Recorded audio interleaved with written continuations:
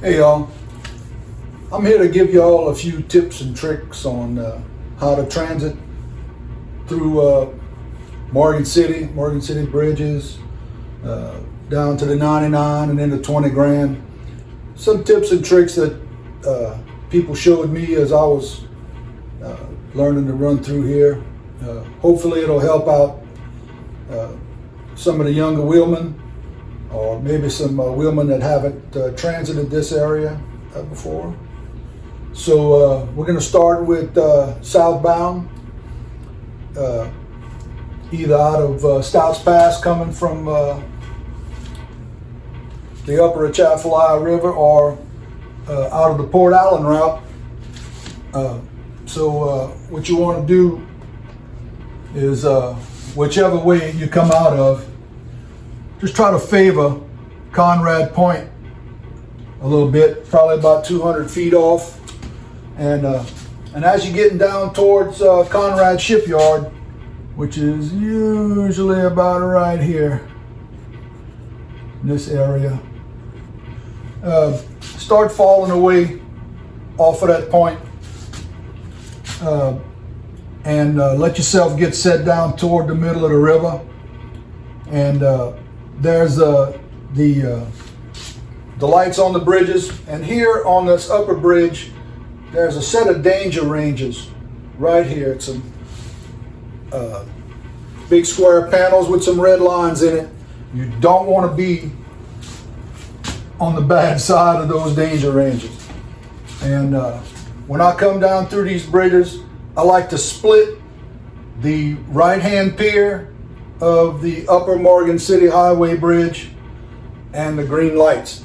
And what that'll do, that'll probably put you about between 50 and 75 feet off of these two piers coming down through here, and that'll set you up to be as close as you possibly can get to the right hand fender work, or the right descending fender work of the Morgan City Railroad Bridge, which is what you're trying to get through, because the current bounces off of this Berwick side.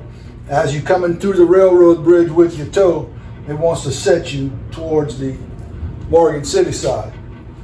So what I like to do is I like to kind of favor this right hand fender work pretty strong. The stronger the current is, the higher the river stage is, I stay well over there. Sometimes I point at the fender work and just drop it off right at the end. And once you know you got it made through the railroad bridge, then you can make your turn south when heading down toward the 99. I go by the Berry Brothers dry docks and everything right here, and I try to stay about 200 feet off the shore itself. You know, don't get on top of the dry docks, but when I come down here, I like to stay about 200 feet off the bank. And when I come down in the hole here at the 99, they got a green beacon that's on the point right here, and a lot of times it'll show up on that point. So kind of watch yourself when you come in here. When you're making your turn in here, just kind of favor this side a little bit. And when you make your turn, don't let your head get stuck up on this north side of the 99. The water's all dead over here in this area right here. And in the higher river stages, there's going to be an upstream eddy that'll work right up along this shore right here. And it sometimes goes right across the face of the 99 entrance right here. And in the higher river stages, depending on how you hit the hole, sometimes it'll help you out. But be that as it may, don't let your head get hung up on this north side. You want to try to split the middle to the north side. That's kind of where you want to be coming in that hole, low river or high river. I don't play around with this point right here. I done been on that point, and once you're on there, that current's hitting you and it's holding you there. It's going to be rough to get off if you ain't got enough horsepower. Now, southbound turning into 20 Grand Point, there where you would come down and favor the right hand piers coming down through here, you do a little bit of the opposite. what you want to do is kind of let the current bring you down the middle to the left ascending pier, and you're gonna gotta play fender works. You just kind of got to play that a little bit, because like I said, that current sets you down in here, and you got to kind of let it set you a little bit, so you come down the middle, favoring maybe this side a little bit, because it sets you up to make you turn into 20 grand. What you really want to watch for is when the river gets kind of low, it usually shows up on both of these sides over here. And when you come down through here, watch these ranges on the point, at 20 grand point right there. They'll help you get lined up coming through the railroad bridge, and kind of let you know where you're sitting at in the river before you make your turn into here. And once you do get in here, the current is going to be kind of slack right here. You'll still have a little bit of, it won't be as strong as when you're coming down through the bridges, but when you get in here, you will be moving. You will have a fair tide. And when you get over here by Bayou Schaefer, that current, it kind of wants to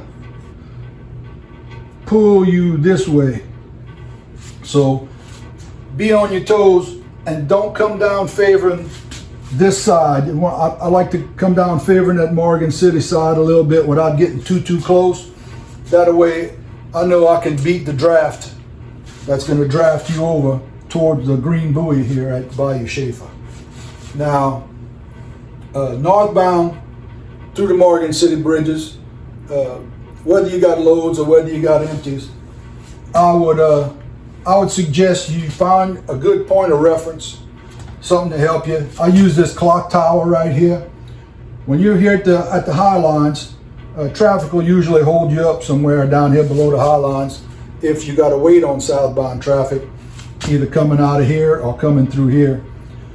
But once he lets you go and you get to head northbound, I usually like to come up the middle of the river, and I aim at that clock tower.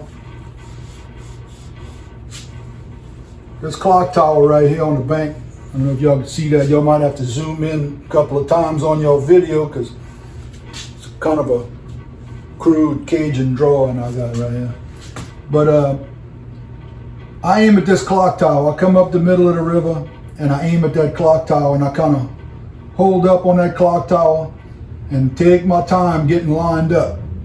Once I get lined up, I don't go fast. Make sure you get yourself lined up and get straight with the current. Once you get straight with the current, go ahead and favor that that right descending fender works going up through that, because as you go up, it's going to want to be setting you this way coming up through that.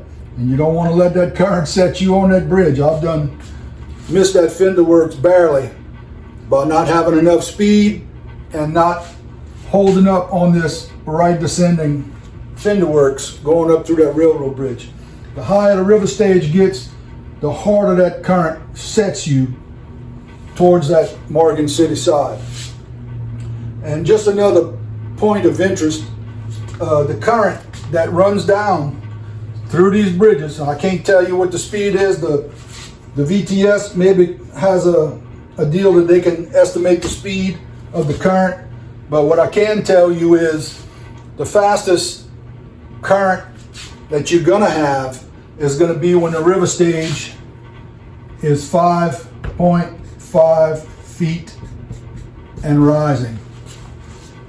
Once it gets above 5 and rising, the current doesn't speed up anymore. It's always gonna be the same speed, whatever that speed is, coming down through them bridges. But as the stage gets bigger, higher than that, the river banks overflow. So it's not funneling anymore. So if you get a 7-foot river stage, the current ain't gonna be no faster than it is at 5.5 feet and rising. And as it slows down, the current slows down. But watch yourself when you come down through here. If I missed anything or you got any questions about anything, I'll try to leave my name and number in the description. But I hope that helps somebody, and keep your head on the swivel.